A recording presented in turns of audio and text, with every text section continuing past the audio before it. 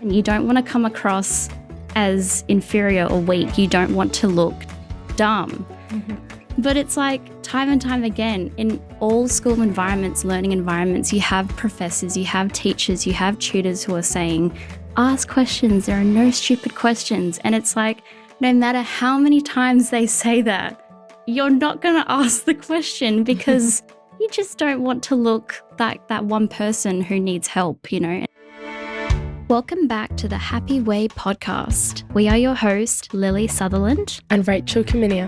Beyond the Comfort Zone is a series all about stepping away from the things that make you feel comfortable and exploring the things that make you feel uncertain, uncomfortable, and even scared. Join us as we dive into the deep end, literally, and push ourselves to new limits and discover the world beyond our comfort zone. Hi everyone, welcome back to another episode of Beyond the Comfort Zone.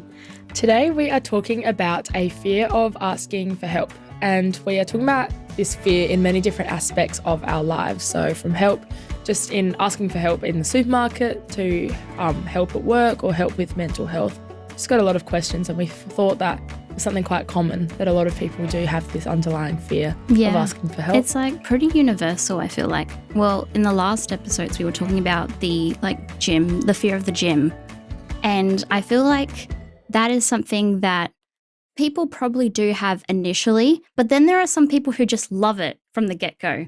And then I feel like everyone has probably that one experience in their life that they can go back to and think, oh yeah, I do actually have that. So in order to kind of talk about this and make it a bit more, you know, to validate how everyone feels, we have a lovely special guest with us today. Her name is Chloe. Hi, Chloe. Welcome to the podcast. Hello. Thank you for having me. That's okay. Pleasure. Tell us a little bit about yourself and your background and what you specialize in. Sure. So I am a behavioural scientist. I work at UniSA currently. Our team works with communities to develop programs and resources to support people's health and well-being with a focus on mental health. I've also worked in the past as a community mental health practitioner with people with serious mental illness and psychosocial disability. And I'm also currently a counselling and psychotherapy student too. Awesome. So now you know why we've invited Chloe to come in and talk about this topic today. Perfect. Let's kind of break down, why are you guys scared to ask for help? Like, what are the reasons as to why you probably don't ask for help? I think for myself personally, it depends on the situation. And so in certain scenarios, there's different reasons why I'm scared to ask for help. Like sometimes it's that fear of being a burden on someone or just being a pain, like asking, I don't want to inconvenience them if they feel that helping me is going to be a big inconvenience. So I guess that's a big one a lot of the times, kind of just that fear of, being a burden or being rejected.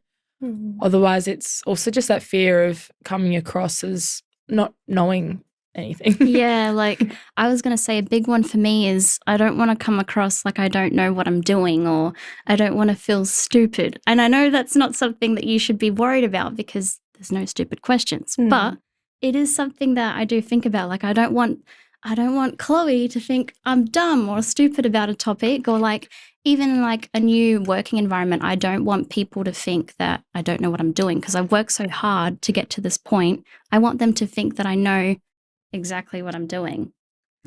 I think that's a very common feeling as well. I know for myself, I have really struggled in the past to ask for help because of the reasons that you're talking about. I don't want to look like I don't know what I'm doing, or, that I just have no idea, that I'm incompetent at whatever it is that I'm doing. And I think it's really difficult to ask for help because it puts us in that vulnerable position, doesn't it? It puts us in a place where we could possibly be rejected or made to feel embarrassed or ashamed. And it brings up all those feelings. And I think that's why it's so hard to ask for help. And it doesn't matter what topic it or what area of our lives it is in as well, work, school, or with our mental health. I think it's difficult really, no matter what area it's in. Yeah. And I feel like with the whole like stupid and dumb thing, that's obviously like a link to overthinking, which I am a master at. So this is a really big topic for me and something that I incredibly struggle with because I do actually want to ask for help. Like the main, like I do. When I really think about it, I get in these situations and there are moments where I'm like, I really should ask for help, but then my mind just takes over and I start thinking all of these things. But yeah, like maybe let's talk about the situations that you've been in the past. What are some situations that you've encountered and you're like, I don't want to ask for help? I think a very common one for me was at uni. Because yes, big yes. For me, it varied. At school, I wasn't as scared, I think, because I was so comfortable. My school cohort, I'd been at school with the same people for years. I felt a lot more comfortable, also smaller class sizes. But getting into uni where I didn't know anyone, I would feel myself, on the rare occasion I did ask for help, I could feel like my face heat up. I would get red and just panic. Just, I don't know, it was even just talking in public at uni around people I didn't know was just, And then even in private situations, I'd be too scared to email a teacher and ask because I'd think, oh, what if it's a silly question? She's already talked about this and I've missed it. Things like that, I think. Yeah, I feel like I can definitely relate to that too. And I've actually been thinking about this, like, I think it's the environment. You're in an academic environment. You're around people who are achieving towards something really high and great. And so everyone's kind of put themselves on this really high pedestal. And you don't want to come across as inferior or weak. You don't want to look dumb.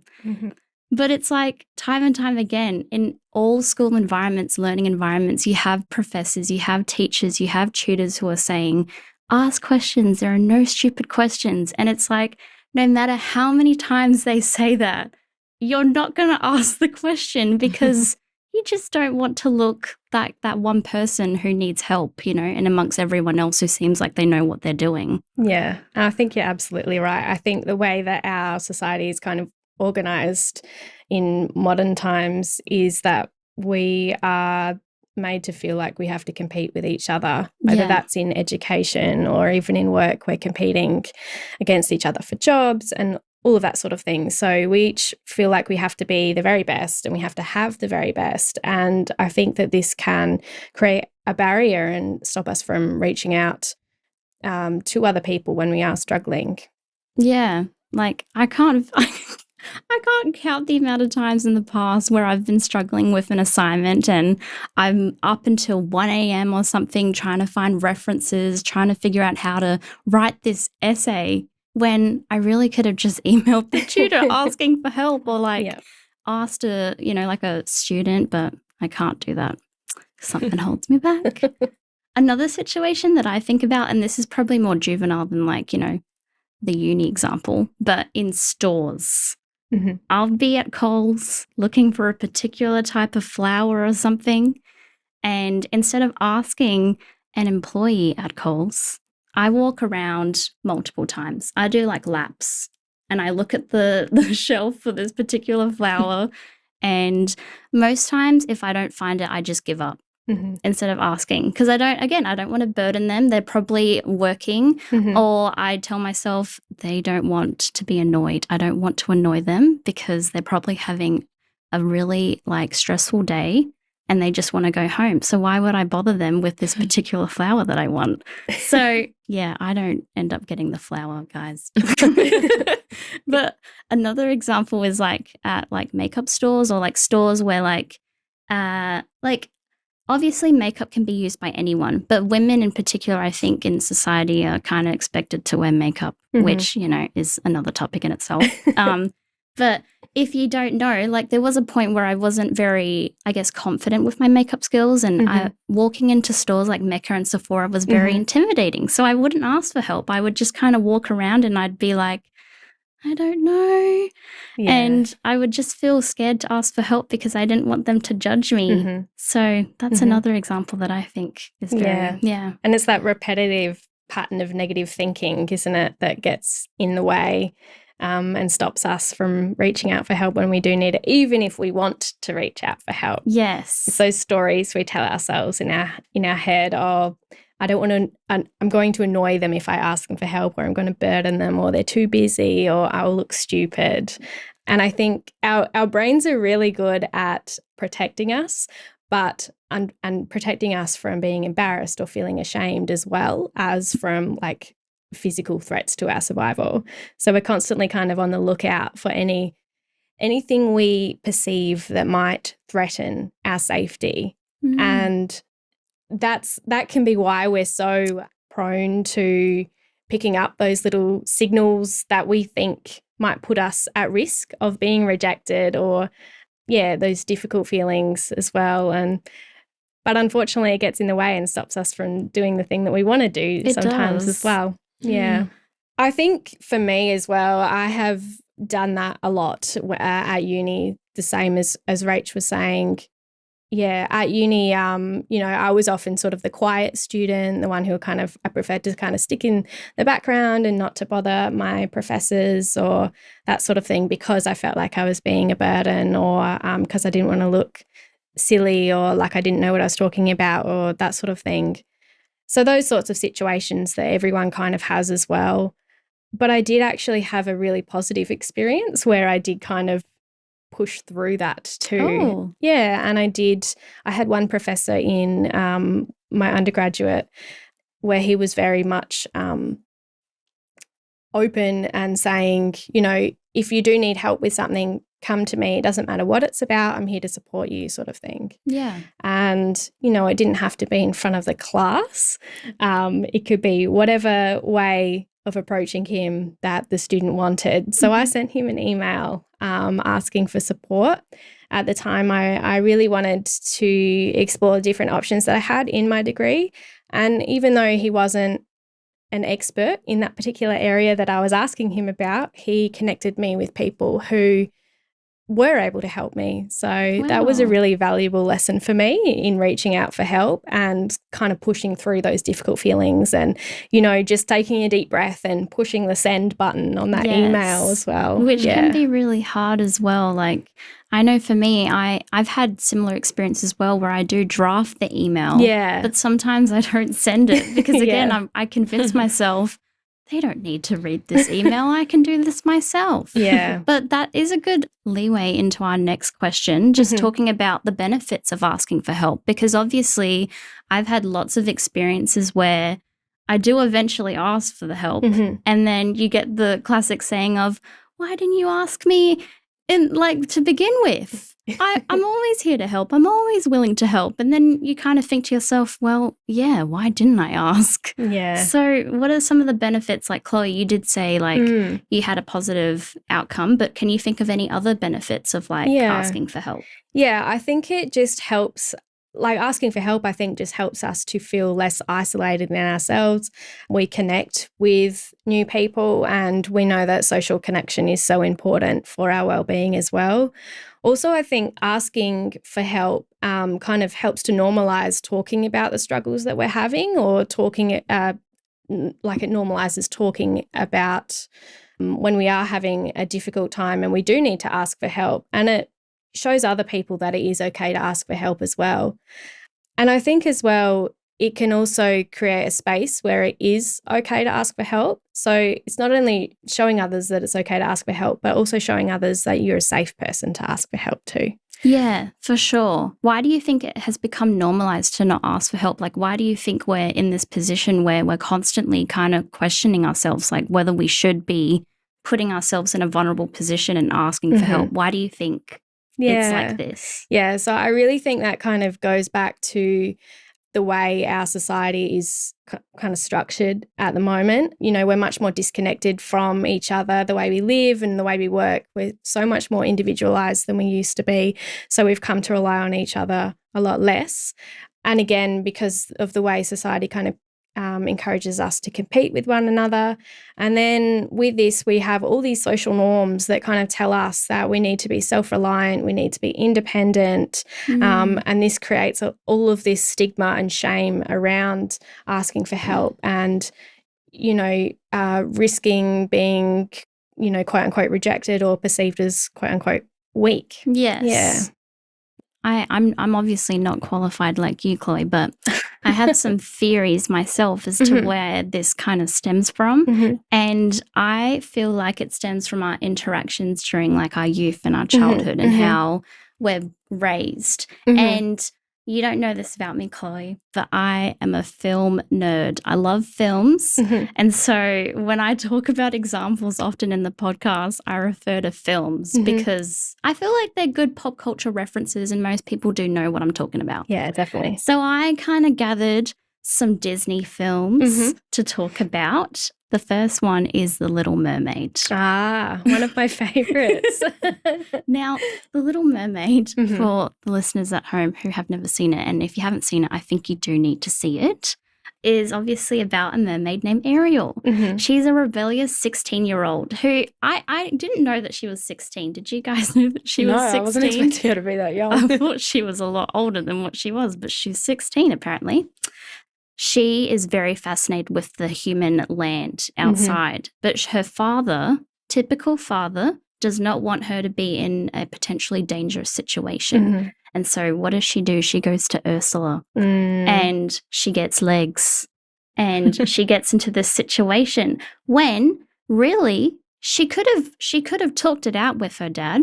Because the dad does come to her rescue at the end and he does develop like an understanding to her situation. Yeah. But also, I think this goes into another question. She could, if her dad wasn't the person that she could have asked, she could have found someone else to talk to about it and ask for help. So, Rach, what do you look for in a person when you want help in a situation that is a bit difficult to ask for? Like, what are some of the characteristics that you look for or things, you know?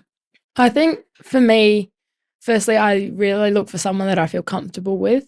So in any environment, depending on who's available, I'm always going to choose the person that I've known the longest, I have the strongest connection with, just because I feel safer talking to them. I feel like I'm not going to be judged. I feel less judged in that situation and just a little bit safer, being a bit more vulnerable when talking to someone that I'm quite comfortable with.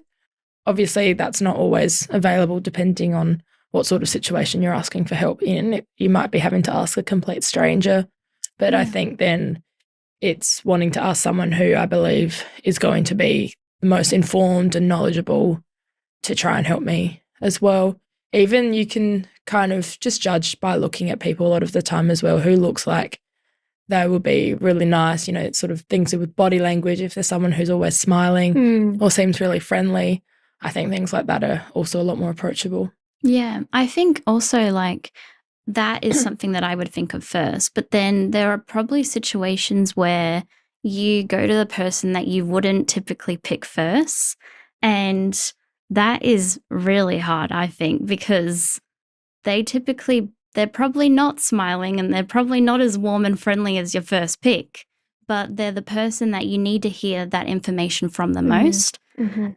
And this is so random, but I'm thinking of a personal experience where I was trying to get into marketing and my uncle kind of pushed me to reach out to this person at his workplace, and it kind of made me really anxious because I'd never met this person before. I'd never talked to her before.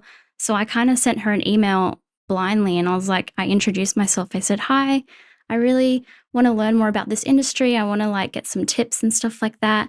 And she was really nice about it. And she said, "Hey, let's go grab a coffee." And like, yeah, she was nice, but I didn't know that because I'd never met her before. But I feel like you don't know exactly who to ask. It kind of just comes in very random situations where you're like, "Oh yeah, you were the person to lead me in the right direction." Like you don't know sometimes. Yeah, definitely. And I think most people are happy to help as well. Yes. It's just I think that sometimes people as well, as much as people struggle to ask for help, I think sometimes people also struggle to offer help too. So it's kind of, we need to kind of break down both of those barriers as well, don't we? Yes. Yeah. Because that's a really positive experience that you had. Yeah. No, I think about it all the time. And I'm actually Facebook friends with her now. Like it started as a LinkedIn connection and now I'm Facebook friends and she just had a baby and I was like, congratulations on your baby. Like it was a really good positive outcome. Anyways, guys, have you had any experiences of being the helper? Yeah, definitely. I'm really lucky in my work that I get to help people all the time.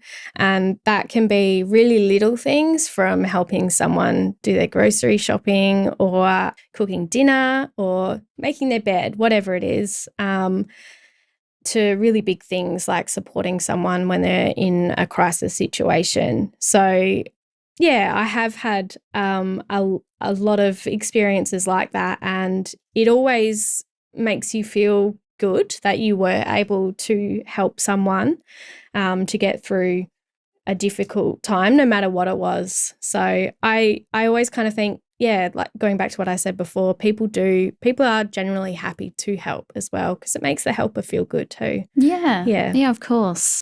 I've got something I'd like to ask Chloe. Yes, just in regards with your work, obviously working in psychology, something that I think is a very uncomfortable situation for a lot of people is asking for help in regards to mental health and struggling with any sort of depression, anxiety, any kind of things like that. Yeah, definitely. And even just reaching out, whether it be to a psychologist or to someone that you trust, that first step in talking about mental health can be something that's so challenging for a lot of people. So I'd love to ask kind of just if you've got any advice or tips on like making that initial first step. Yeah. So I think the same sorts of things as you were talking about before, you know, approaching someone who has the right expertise or someone who will give you the kind of support that you need, or to be able to connect you with someone who can. And I think as well, often we're not really in the right mental state, or we might not be in the right mental state where we are ready to reach out and ask for help. So we might need to do, you know, some self-care or some kind of work to be able to get into that position where we are ready to ask for help. We might need to manage some of those difficult feelings of discomfort that come up, and do a grounding exercise or that sort of thing. But I think as well, sometimes, you know, if you're not quite ready to reach out and ask for help from, like, you know, it's a scary situation, you might need to go to your GP and ask for a mental health care plan, that sort of thing. Finding a support person, someone that you do trust and someone that you feel safe with, can be really helpful too. As much as that, you know, it might be a really scary thing to reach out and ask for that person's help, it can also help you to get the right support that you need. I do remember a few years ago now when I was in a difficult situation and I felt really alone and I was really struggling with my own mental health. And for me, the best thing that I did in that situation was just send my girlfriends in our group chat a message and say, I'm really struggling right now. And that was amazing, because what they all did is they all showed up for me in that space. They all came over to my house, we ordered dinner, we watched movies, and they were able to help me get through that you know, crisis point that I was in, so that I could kind of move forward and get the support that I did need in that time. Yeah. And that's the type of people that you need. Like you saying that reminds me of one of my best friends. She's going through something at the moment, and she called me the other day and we just went for a Macca's run. Yeah. And we just sat in the car with some chips and like a hot drink.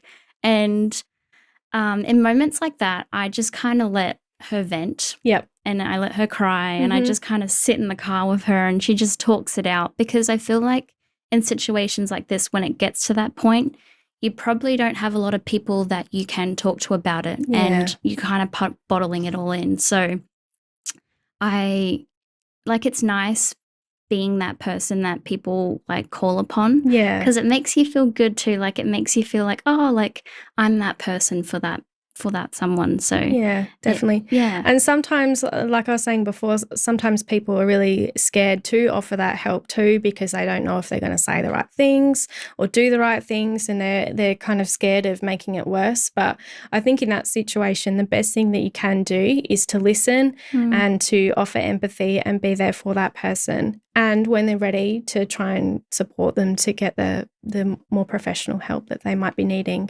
Yeah, of course. there are situations where you probably convince yourself that you can do it on your own, and that's fine and dandy. Like good problem solving skills. There are many situations where I've in the past have been like, oh yeah, I can do that, but then I start to spiral. And how do you identify when you kind of need to step back and say, okay, I can't do it on my own anymore. I need to ask someone for help. Like, what are some situations where you've been like, I can't do it? Yeah, like I think in general, if you're not able to do the things that you need to do anymore because you're stuck in that spiral, then it's, it's a situation where you might need to take a time out to ground yourself and maybe then move forward and ask someone else for help. Yeah. Yeah.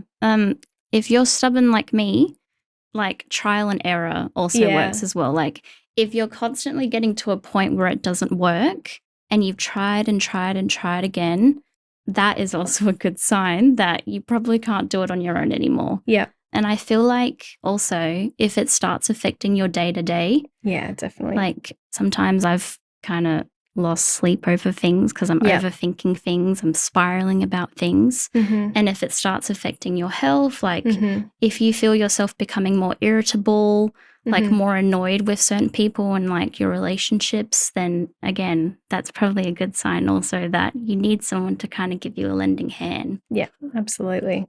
But yes, another question, how to ask for help. Yeah. This is a good one. Like, Chloe, you did say before that you sent an email, and that I think is a good one. Yeah. Yeah. So I guess, thinking about the ways of asking for help that work for you as well. So in that case, for me, it was emailing, or in other cases, it's been sending a text message or whatever, because it can be really difficult to ask for help in person, especially. But if it's easier for you to ask in a way that's non-direct, then, use that approach. I think as well, sometimes we do need to do difficult things to be able to move forward. And sometimes it is as easy enough as taking a deep breath and sending that email like I did, or sometimes we might need to do something to manage those feelings of discomfort that we're having beforehand. So some self-care or grounding.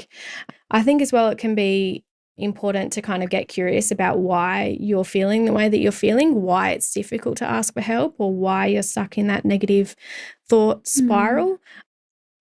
And then also just kind of giving yourself some compassion and acknowledging this is a hard thing to do. Yeah. Sometimes it can be really helpful to just kind of be a friend to ourselves and to acknowledge that this is difficult for you, but that you can get through this. And then once you're kind of in a place where you're ready to ask for help, making a plan as well about how you're going to ask for help is really useful. Are you going to do it in person, or will you give them a call or send a text? Would it be helpful for you to plan out how you're going to ask and maybe practice what you might say? Is there a support person, someone that you trust who could help you to approach the person that you do need to ask for help? And as well, I think it is also important to have a think about how you might manage if they do turn you down or perhaps disappoint you in the support that they provide. Yeah, because I feel like for me, this obviously doesn't work for everyone, but I guess acknowledging that they could potentially say no does kind of help me sometimes push and just ask anyways. Because that's right. You don't know unless you ask. Yeah. Sometimes you just got to shoot your shot, don't you? Well, yeah, exactly right. And I feel like another thing that I do personally is I practice. Yeah. I sometimes will write out what I want to say, and then I'll say it in front of like the mirror, or I'll practice it in front of my mum and dad and be like, do you think this is okay? Do you think they'll say yes?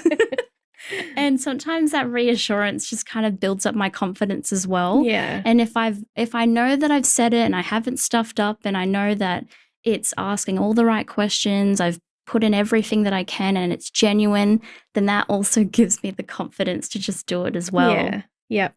And on the flip side, when we talked about earlier being someone that people feel like being the helper, what are your sort of tips on helping someone make themselves approachable so that people can come to you? I think that one of the best ways we can do this is by really kind of, and this is scary in itself, but modeling that vulnerability ourselves and kind of modeling asking for help, and also modeling that it is okay to ask you for help too. So yeah, I guess it's about making us a space where you know, it's normal to have these kind of difficult discussions. Yeah. Yeah.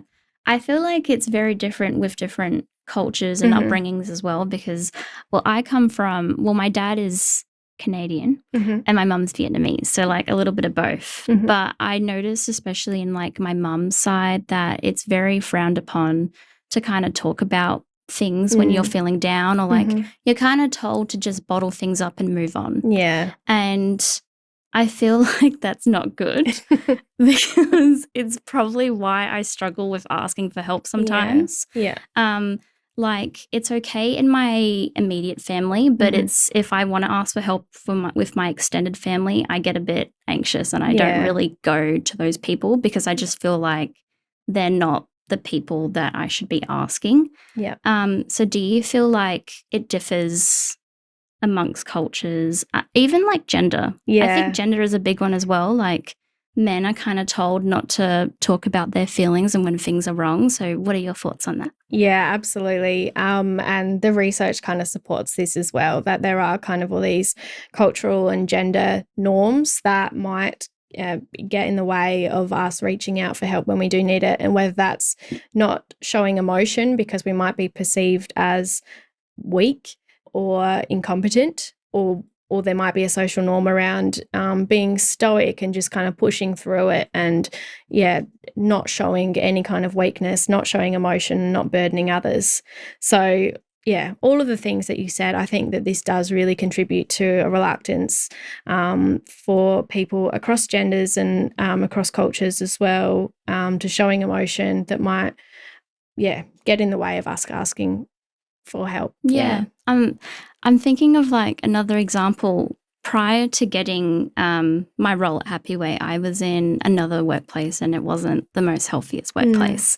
And it kind of made me cry at one point. I was at my grandparents' house on my mum's side, and they're the very quiet type. They don't really like, the most that I talk to them about is just kind of like how my day is, how their day is, like, and their communication is like food. That's their love language.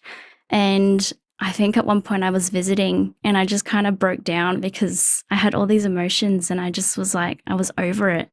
And it was the first time in like my whole life where I just realized, oh, they do care. Yeah. Because they just started talking to me about it. And they even said, like, I know in the past we've said to just kind of deal with things and move on, but if it's affecting you this much, then perhaps you should leave that environment. Yeah. And it just made me realize, oh, like, wow, they're actually like really there for me and they do want me to talk about these things. So, yeah, sometimes it just takes that little bit of vulnerability and then it shows other people that it is okay as well to talk about those things. Yeah. Sorry, guys, got a bit emotional. That's okay. Are we as a society, do you think, doing the right thing to combat this topic? Yeah. So I guess, my area is sort of mental health specifically. And I think that, obviously over the last decade in particular, we've had a massive kind of push in raising awareness about mental health and the importance of checking in on your mates. And I think that that's important, and that's really great that we're at a point where most people do know at least some kind of foundational knowledge about mental health and the signs to look for that someone might be struggling. But I do think that there is a need to kind of move beyond just the awareness raising and to teach people the skills and to empower them to feel confident to talk about mental health, and to create spaces where it is safe and comfortable to talk about mental health, and also to normalise talking about mental health and supporting each other generally. I also think just kind of beyond that as well, we also need to do more to ensure that when people do reach out and ask for help, especially in the mental health space, that there is also actually help available, professional help. Yes. So that kind of, on a society level, that means addressing the problems that exist in the mental health system. Like, obviously, we have a shortage of psychologists at the moment, and they have huge waiting lists. So, yeah. Well, me and my friend were actually talking about this the other night. Yeah. She is wanting to schedule an appointment, but she doesn't really know the steps that she needs to take. Yeah. So I think we came to the conclusion that she should just book an appointment with her GP and then kind of see what happens there. But yeah, that is the first step, is to reach out to a GP and to get a mental health care plan. So then you can access those free sessions that are provided by Medicare with a psychologist. There are also a range of mental health professionals that aren't covered by Medicare, and those include counsellors who obviously you will have to pay out of pocket, but if you are able to and you're needing that support, then those people are available too. Yeah, and there's also there's helplines. Obviously, they're not going to give you the full. But if you are in a crisis situation, they can provide that support. They can provide a listening ear, and they can provide that empathy that you might be needing in that moment. Yeah, of course. I guess we'll go into we do a little promo code, Chloe. So this is our first promo code of the episode. If you guys want to try the best supplements in town, use LR15 and check out Happy Way supplements. We've got really good proteins. We've got superfoods. We've even got accessories. So check it out. But yeah, I feel like we've had a really good conversation about this topic. It's been really interesting, I think, hearing from you just in all the different areas of asking for help. It's not just specific to work or uni. It can be mental health. It can be just a whole variety of different things. So it's really interesting to hear from a professional in the area. Yeah. I have another thought. This is an intrusive thought here. What are your thoughts on Are You OK Day? Because I do appreciate how it's become a part of lots of work cultures, and they make an effort and they have the little cupcakes with the Are You OK? And you get the emails from your co-workers saying, "Are you okay?" But yeah, you're laughing about it, and I'm laughing about it too, because I feel like in a way it has become sort of like a meme, And I'm thinking to myself, yeah, thank you for messaging me that, but I'm not about to tell you what's going in my personal life, because I don't feel like it's the time and place right now. Yeah, definitely. And I think that kind of goes back to that, it's great that we've had all these campaigns to raise awareness, but we need to teach people how to have these kind of conversations as well, because what happens if you ask someone whether they're okay and they come back and say, "No, actually, I'm not." Yeah, and I feel like that's the problem with Are You OK Day, because people are just kind of saying it for the sake of saying it. And I ticked off the Are You OK Day thing. But yeah, what if you did say, "No, I'm not okay"? Yeah. What would you say then? Yeah, exactly.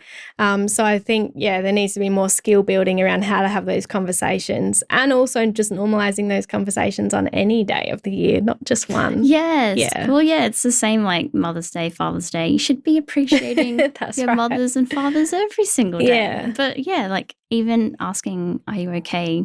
outside of Are You OK Day is okay. Absolutely. Yeah. But I feel like that kind of wraps up the episode, guys. I just want to say thank you to Chloe. Thank you very much. I feel like you contributed a lot. Like Rach said, your contributions were really insightful, and I feel like it validates a lot of what we're feeling and thinking. And sometimes you do need that. You just need someone to kind of validate, this is normal. This is a universal feeling. It's okay to feel this way, and here's how to overcome it. Yeah, definitely. Yeah, this has been a wonderful conversation. Thank you so much for having me. Thank you. We just want to give you a little present as well. We've got some goodies from Happy What's Way. In the bag? We'll do a little haul for the viewers and the listeners. So we have here caramel popcorn. This is one of our brand new ones, Chloe. Oh, I feel very privileged. By the way, this is vegan. This is all vegan. Amazing. It's very nice. It is what it says, caramel popcorn. I think you'll like it. We also got classic chocolate. Ooh, Classic very chocolate, versatile. guys. Again, if you want to try these for yourself, LR15. That's all I'll say. And we've also chucked in some of our kids bars. Ooh. Now, don't be alarmed by the term kids bars. They pack a lot of nutrients, Rach. I'm obsessed with them. I eat them all the time. We eat them a lot at the office. They're really good. This one's choc coconut. We've got some other flavours in there too. But yeah, we just want to say thank you with some goodies for coming in today and talking to us about this lovely topic. Oh no, thank you. But yeah, thank you again, guys. And I feel like the takeaway from this episode is to send that email. If you're struggling and you just need some help, send that email, practice your speech, and just go for it. It's scary, but the outcome is definitely worth it. Yeah, that's it. Yep. Thank you, guys, and tune in next time.